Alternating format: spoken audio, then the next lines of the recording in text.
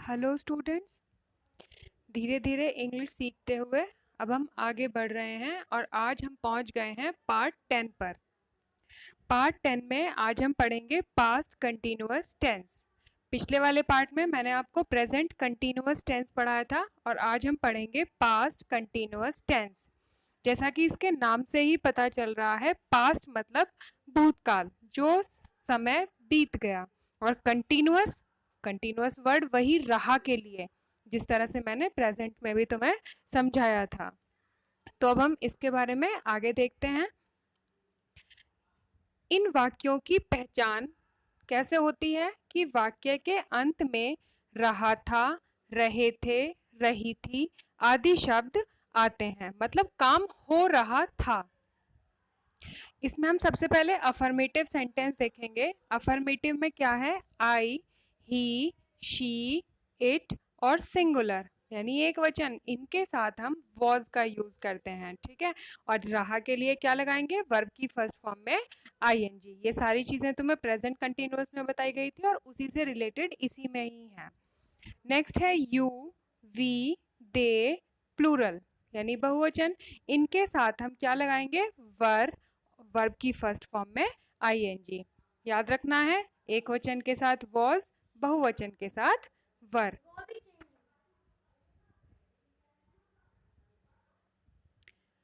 अब इसका ये सेंटेंस हमें अफर्मेटिव बनाने कैसे हैं, जैसे हम एग्जाम्पल के थ्रू समझेंगे। वह स्कूल जा रहा था। देखो जो ऊपर फॉर्मूला लिखा हुआ है उसके अकॉर्डिंग देखो, सबसे पहले क्या है? कर्ता। कर्ता यानी ही के साथ हम क्या लगाएंगे? वॉज या वर, वॉज लगाएंगे। उसके बाद जाने की फर्स्ट फॉर्म गो, उसमें आईएनजी यूज करेंगे, गोइंग टू स्कूल। तो सेंटेंस क्या बना?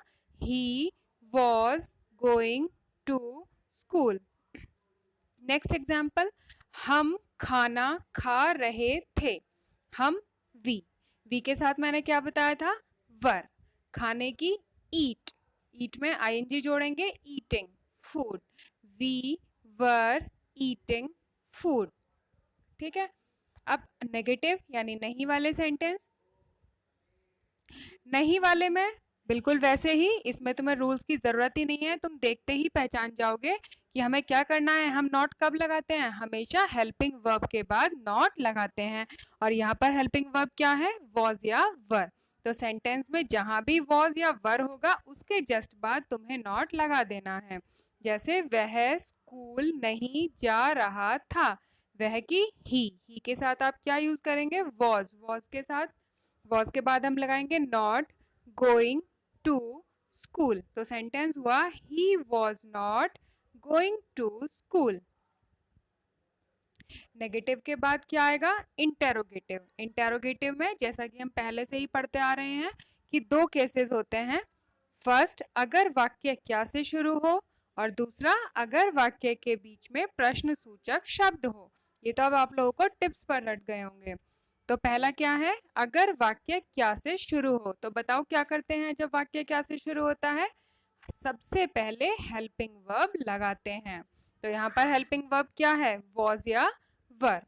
उसके बाद कर्ता, वर्ब की फर्स्ट फॉर्म में आईएनजी, और उसके बाद कर्म, और सबसे लास्ट में most important question mark sign. Sentence है तुम्हारा, क्या तुम घर जा रहे थे। सबसे पहले आपको ये देखना है कि इसमें कर्ता कौन है। कौन है कर्ता? तुम के साथ मैंने क्या बताया है? Were. Were you going to home. ठीक है। नेक्स्ट एग्जाम्पल, क्या मैं पाठ याद नहीं कर रहा था। क्या है इसमें कर्ता? मैं के साथ मैंने क्या बताया? Helping verb was. Was I not learning lesson. समझ आया? यानी सबसे पहले हेल्पिंग वर्ब लगानी है जब सेंटेंस क्या से शुरू हो। दूसरा केस क्या आएगा? दूसरे केस में अगर वाक्य के बीच में कोई प्रश्न सूचक शब्द हो, तो सबसे पहले क्या करते हैं? प्रश्न सूचक शब्द लगाते हैं, जैसे आप पहले से करते आ रहे हैं। उसके बाद वॉज वर्ब, फिर कर्ता, वर्ब की फर्स्ट फॉर्म में आईएनजी, और फिर कर्म। जैसे कि हमारा एग्जाम्पल है, सीता खाना कहाँ पका रही थी। सेंटेंस को देखते ही आप पहचान जाओगे कि हम सबसे पहले कहाँ की इंग्लिश लगाएंगे। कहाँ को इंग्लिश में क्या कहते हैं, where.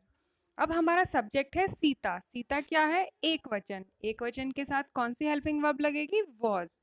Where was Sita cooking food, और सबसे लास्ट में question mark sign. Next example, तुम कल क्या पढ़ रहे थे। तो सबसे पहले क्या की इंग्लिश लगाएंगे, वॉट, है ना। यहाँ पर क्या जब शुरू में आता है तो हेल्पिंग वर्ब लगाते हैं, जब क्या बीच में आता है तो सबसे पहले वॉट लगाते हैं।